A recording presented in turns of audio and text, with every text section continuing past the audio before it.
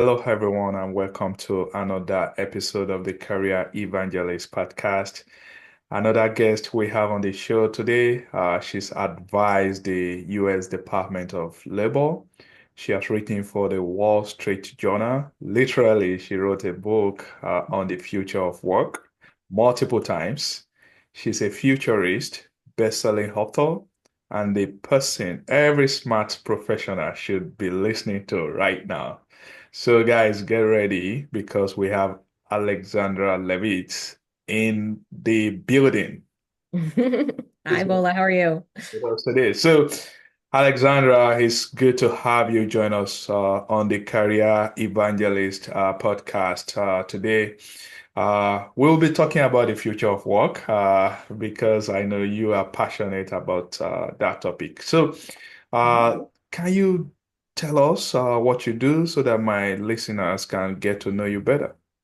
Sure. A workforce futurist is kind of a space age sounding job title, but all it really means is that I work with organizations in both the public and the private sector, as well as individuals, to try to ascertain what are the biggest potential disruptions that will occur, in anywhere from a 2 year to a 15-year time horizon, so that we can develop strategies to be better prepared.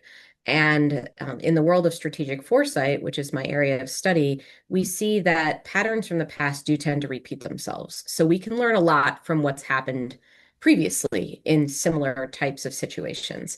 What I do isn't rocket science. It's really just trying to identify those patterns and bring them forward so that we can make an educated determination about what we need to do next. And of course, it depends on whether I'm advising a leader or advising an employee, sometimes what the advice is. But I think it's critical that we continue to be proactive instead of reactive. Now things are changing so quickly that it really does behoove us to be more agile in general, not just, well, we have to respond to this fire and then we have to respond to that fire. It's like, well, how can we have an attitude that is really helpful for the pace of change that we're currently experiencing? So that's what I work on. My job has many different components. You mentioned the writing. I also do a lot of research, and that's both quantitative and qualitative research in order to inform what otherwise might be designated as my opinion. I like to make sure that it's grounded in what real people are actually doing and what real leaders are doing. And I do have a bunch of books that I speak about publicly and on wonderful outlets like the Career Evangelist podcast. And so it's really great to be here. I'm looking forward to the conversation. It's awesome. Thank you for coming. So, my daughter, she's in college right now, and Mhm. you wrote the book, They Don't Teach Corporate in College. Yes. So, what's the career lesson you wish someone had warned you about when you were starting out? I want the upcoming generation to learn from that advice. Well, I'm so glad you asked this because that book originally came out 22 years ago, if you can believe it. And I was in my mid 20s when I published it. And at the time, the reason I published it was simply because in my early career in New York City, I had been one of those high achieving students that thought I could go out into the business world and become a VP by the age of 30, no problem. And my first several jobs crashed and burned. And so I decided that someone should clue in other 20 somethings on what they needed to do to be successful in the world of work after I finally figured it out. It took me several years. And that was how the book came about. They don't teach corporate in college. And one of the first things I talked about in it was the hardest lesson that I had to learn, which is that it's not really about what you do. It's about how people perceive what you do and how they perceive the contributions that you are making. And you can be the hardest worker of all time. And it doesn't matter if people don't like you, if they don't understand what you're doing, if they don't respect you. And I think that's especially important now. It was important back then, in 2004, of course. But right now we have the situation where a lot of people are working, including Gen Zers who new graduates, are working in distributed environments, meaning they are not side by side with their manager or their team on an everyday basis, which makes it very difficult to assimilate and learn the things you need to learn in order to make that kind of positive impression on people. I think we have put our young people in a very difficult position because we are expecting them to make themselves known and to make their contributions known without an infrastructure that's supportive of doing that. So I think there's two kind of ideas here. One is that the young people still need to do it. They still need to figure out, okay, well, how do I make my contributions more visible and how do I ensure I have a good reputation on my team? And also, leaders need to recognize how difficult this is in a distributed work environment and make sure that they are actually taking the time and resources to give those young people the face time, the exposure that they really need in order to make this effective transition. Oh, I like that. So you talked about perception.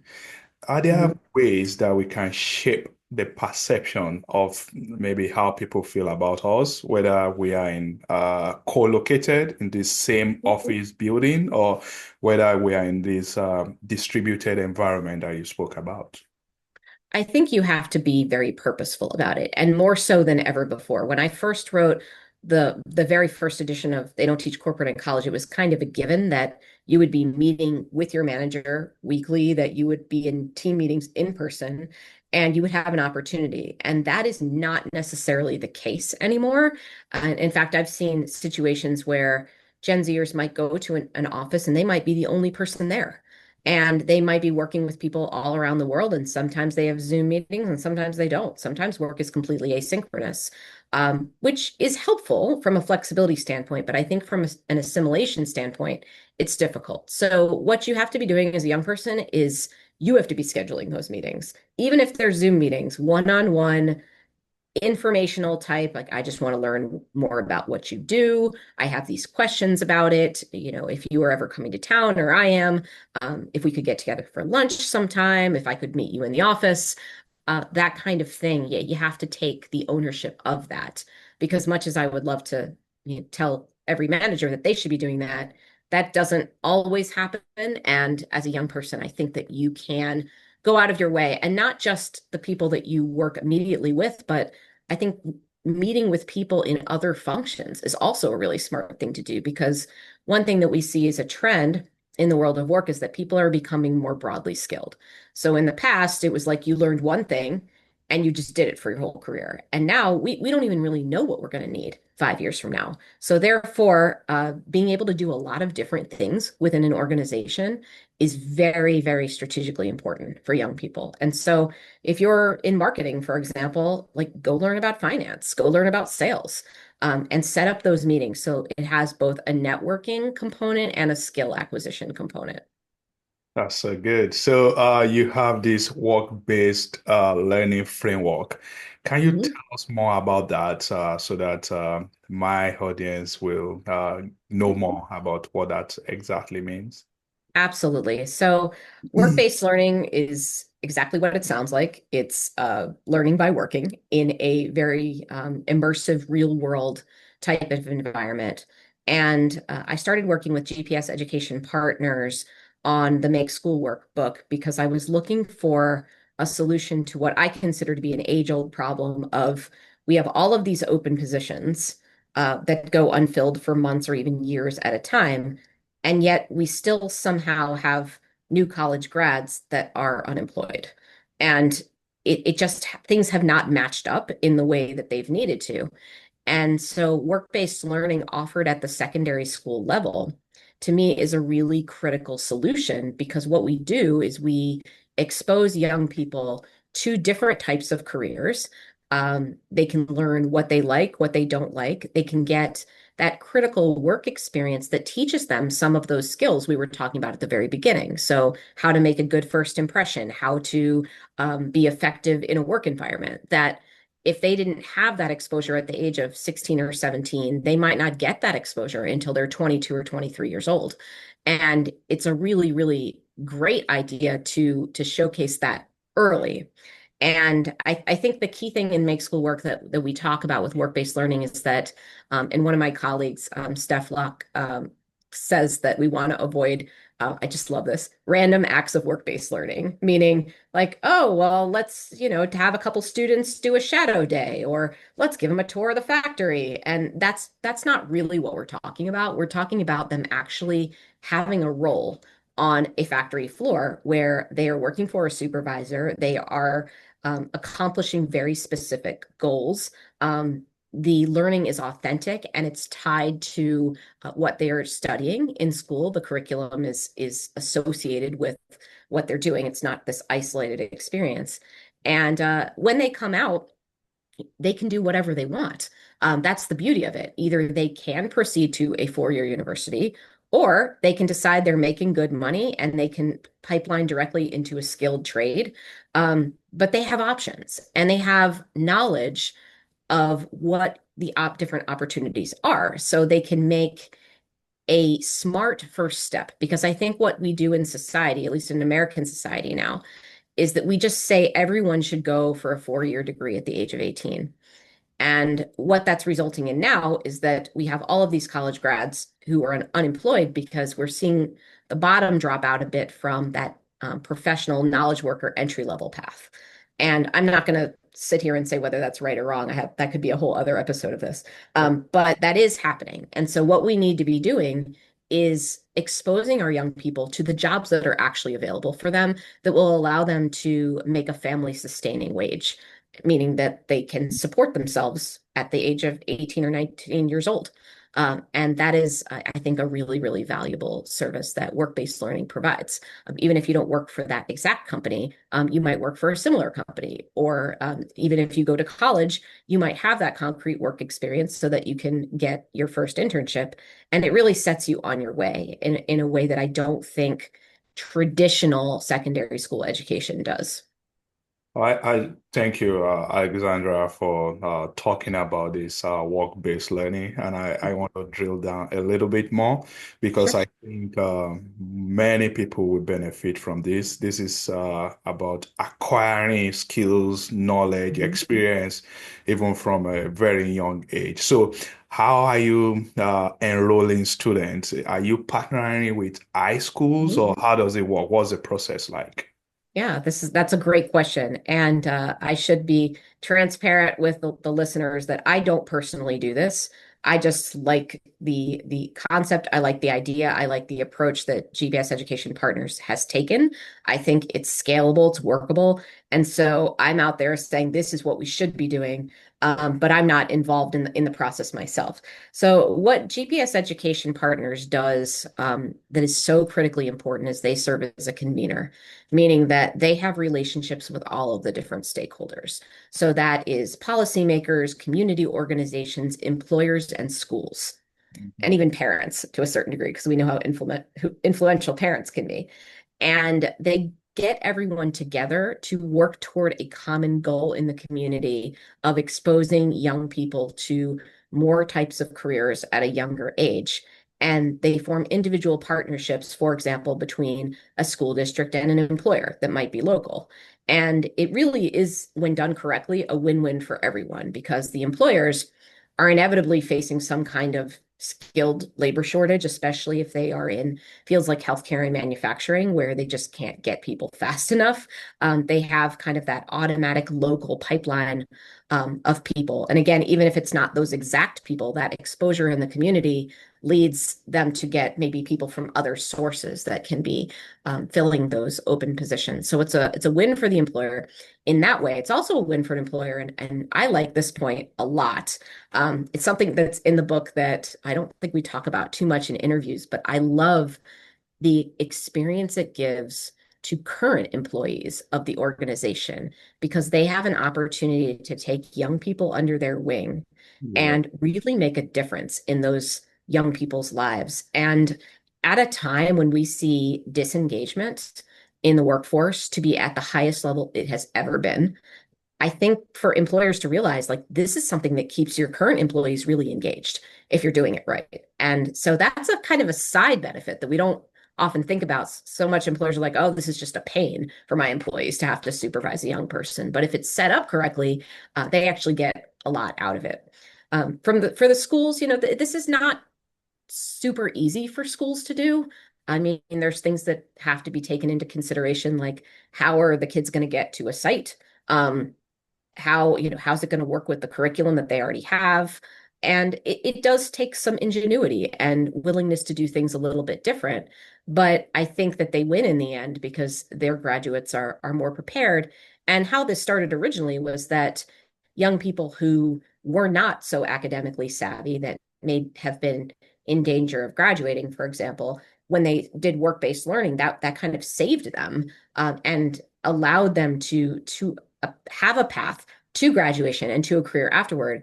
But what we've seen with work-based learning is that it doesn't have to be limited to kids who are struggling academically, that all kinds of kids benefit from this. So having a program that's a little bit wider in scope that you can offer to anyone who wants it is a really good move. But this does take coordination, and it takes everybody being on the same page and working toward a common goal because these stakeholders don't always have the same objectives and look at things in the same way. In fact, they often speak very different languages. So one of the roles of the convener is just to get everybody working toward that common goal. And that is probably the piece of this that's the linchpin. Because I think anyone can say, oh, it's a great idea to have work-based learning, but actually getting it executed with all of the different partners involved is challenging. And so I think working with an organization that's already done this a bunch of times is a really good move. And that's why I work with GPS education partners when I'm like trying to recommend this because I don't know how to do this either. So I rely on them, and they've been doing it for 25 years. So tens of thousands of students have gone through their program. It's mostly centered here in the Midwest right now, but it's poised to grow nationally. And I think for the US in general, this would be a really good idea. They are a lot better at this in Europe, by the way. Work-based learning is more institutionalized, it's more accepted, it's more appreciated. I think we can learn a lot from Europe and learn a lot from what we've done here in the Midwest with work-based learning. I like the concept, and I think it's going to benefit a lot of people if it can get all over the country, right? So Mhm. let's talk about the future, the future of work. And Okay. there's no way we are going to talk about the future of work without mentioning artificial intelligence. So, Yes. Alexandra, in your opinion, what's the biggest misconception that workers are having about AI taking their job right now? I mean, first of all, I do want to be honest here, and say that the concern is valid. Um, I mean, in my ivory tower, pie in the sky world, I would like to say that anytime we have had a technology revolution, there's actually been more jobs created than destroyed. And I think if we are implementing AI the way we should, and effectively in a way that will actually result in productivity increases, we will, in fact, expand the number of jobs and the types of jobs that are available. Because instead of building the widget yourself, you will have to design, manage, fix, redeploy, and explain how the technology that's now building that widget works. So that's theoretically a lot of jobs that would be created. Mhm. We are not seeing that at the moment. Instead, what we are seeing is what I have termed blunt force automation, which refers to companies just saying, I'm going to lay off a huge swath of my workforce and I'm going to automate everything. Now, I don't think this is a permanent situation. I think it's going to have so much backlash at a certain point that we will go back to hiring people. But it's not unreasonable for those working in today's environment to be concerned for their jobs. And so, what I like to tell people they should do is get ahead of it. And this is, by the way, everyone. So this is entry level people, this is senior level people, this is people who have been in a field or an industry for 30 years. It doesn't really matter who you are or what you do. You need to be looking at the skills that are most vulnerable to automation that you have. And then you need to be looking at the adjacent skills that can't really be automated or won't really be automated anytime in the near future, and make a plan for adopting those skills. And I like to give this very, very simple example of this. I write for the Wall Street Journal, or I have. And if I look at that job, the writing of the column can be automated. That's already possible with generative AI. So if I want to continue to meaningfully contribute to that process, I better look at the other skills that are necessary for the production of that column. And those are things like sensitive source interviewing. There are certain sources that will not talk to an AI, will not do an interview via email. They will only talk to a person they can trust, who will understand the nuances of what they are saying. That's going to be done by a human for the foreseeable future. So having those interviewing skills. Another one is editing. I didn't know how to edit, but the Wall Street Journal is not going to allow something written by AI to go out without human eyes on it. That would be a very, very bad decision, and they know that. So being the editor of that column is another way that I could go. And so this is the type of thing that everybody needs to be doing when we talk about career growth and future-proofing your career, looking at those adjacent skills and making plans for how you're going to adapt when certain parts of your job are automated. Because otherwise, I think you're going to end up being reactive, and your company's going to tell you, like, we're now automating all of this and you're not part of the process. And that's when you become vulnerable to being laid off as a result of this. And I don't think it has to happen. I don't think this is inevitable for all knowledge workers, for example. I do think that people who are smart about this will continue to be gainfully employed for the years to come.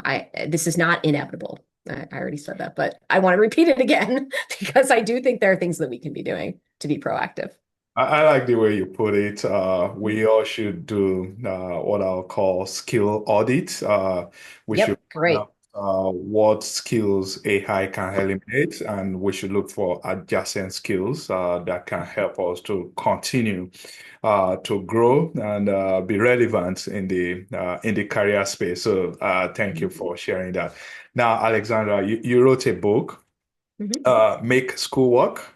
Yep. Uh, so when you say make school work, that means there are certain things that are Hmm. fundamentally broken about our education system today. So what are those things that you think are not working today, in terms of the education system in the United States? Yeah, it's a great question. And by the way, I didn't come up with that super savvy title.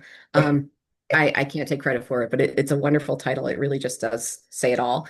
I think what's broken is the system of having an education that adequately prepares you for the next step of work.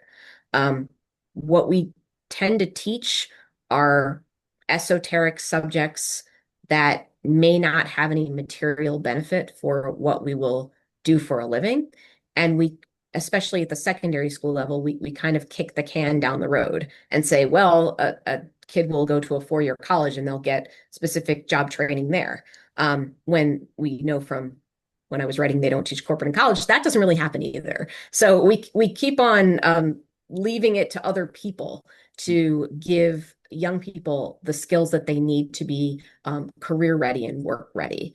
And what we need to be doing is taking more responsibility at an earlier point in a student's life for exposing them to different sorts of opportunities and different ways that they can acquire skills beyond just like that typical academic purview that we sort of make everybody follow, regardless of whether it works for them or not, whether they want to do anything that's related to those academics. I think that we are just too narrowly focused in our current education system, and we're seeing that it's just not working because we still have all of these unemployed college grads, we still have all of these open positions, so we are not closing the gap between the open positions and the people available to fill those positions. And I think that should be part of the charter of education is doing that. It's ascertaining what are the jobs that are out there and how can we train young people to take them. And we're just not doing that at the moment. And so something has to change. Now, the problem is we have a very, very highly institutionalized education system here in the US. And it's like a giant behemoth that it's difficult to steer a huge ship around. And so I think this does have to happen community by community. I don't think this is something that overnight it's going to be like, the federal government comes in and says, like, we're going to do work-based learning all across the board. Like, yeah, you have to be the change you want to see. And so you have to do it in your environment first and make the difference there. And I do think that that is more than feasible if you have the right partnerships and you have the right mindset. So good. Thank you. So, Alexandra, you've written for the New York Times, Forbes, Fortune magazine, and the Atlantic. How did you build this level of media credibility, I should say, and can anyone replicate it? Hmm, It's a great question. I think it's time. People don't tend to want to hear that, but being in a space for a long time and having longevity with the types of content that you are writing is pretty critical to having that presence and being trusted. Because once you're trusted in one outlet that's prestigious, you'll be trusted in other outlets. And I do think it's possible for anyone to build a platform like I have. In fact, the barrier to entry has never been lower because there's so many new opportunities to publish things. You can publish things on Substack, on your own site. You can be a contributor to different publications in your industry. Um, you can be exposed to different types of speaking engagements. I mean, social media has really allowed people to be elevated into in the influencer category in a way that just wasn't possible for the average person 20 years ago. So I do think it is possible, but I think what most people get wrong is they want it to happen immediately, and it's the kind of thing that truly does take time. And just to illustrate how much time, sometimes when I'm writing something, AI will say that that I've used AI to write it, and I'll click on the source, and the source will be myself, something that I've previously written. And that's how long I've been in this area where the AI models have been trained on my content.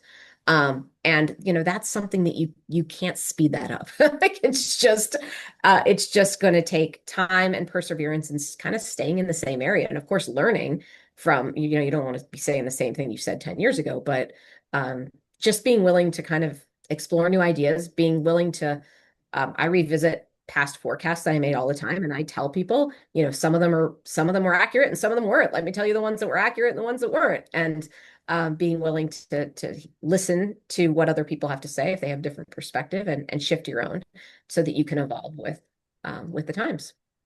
That's so good. I think you are spot on there. People do not necessarily want to go through the process. They Hmm. want the results, but the pain, the grind, that we build the character to get to that level of credibility is not Yep. what people are willing to do. Now, as we are wrapping it, we want to hear from you in terms of career advice, so that somebody that is listening to us can take this advice and action it. So, what's the career advice you wish people will stop giving, and Stop what? giving. Yes, and what should replace it? I am not a big fan of, and I talked about this in a book that I published in 2011. It was the number one business myth that I hate. And that's do what you love and the money will follow. This is just not true. And there's so many reasons why you might not want to do what you love for a living. The money is one part of it, but also it can kill your passion for what you love when you have to deal with the business aspects of it. Um, I think what you want to do instead is you want to find something that you like well enough that can allow you to be marketable in the business world. And I tell this to my own kids. My daughter is really interested in theater. She's an actress, and I'm kind of pushing her into more the business of theater. So the producer, the director, the casting of human entertainment, because I do think that will continue. That's not going to be something that's going to be fully automated. They're still going to need people to produce this stuff, even if some of the talent is AI.